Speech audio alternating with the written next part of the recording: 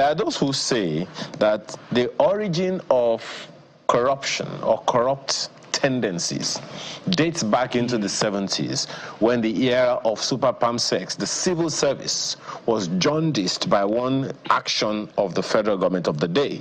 That if that could happen to a civil servant who had donated all of his life to serving government or serving the people through public office, that they don't know what is going to happen to them if they also suddenly get that kind of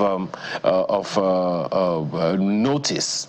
And consequently, anyone, be it politician or civil servant, once they find themselves, they just want to insulate themselves ahead.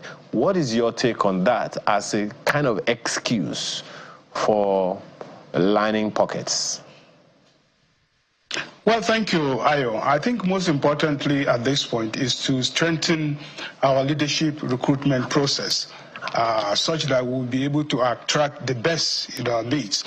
And that can only come about if we begin to allow the federating arms of government to operate.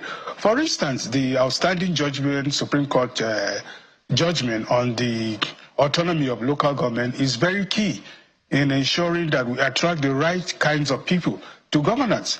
On the average, the local governments are receiving about half a 500 million to 1 billion a year.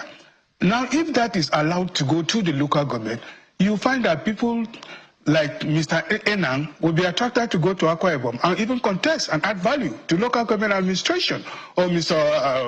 Oluwadari to also come and give service to the people.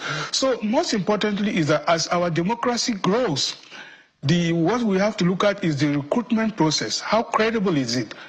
And then the other federation units that should function. By the time you devote and divorce more powers to the local government, you attract more quality people who have a vision to be able to come and serve. So that is also very key and important. But most importantly also is that we all have a role to play. Like Mr. Anang said, it's not just about the governors or the president, even us as individuals. What are we doing? What value, what kind of advice are you giving? Yeah, you made a valid point, Mr. Dati.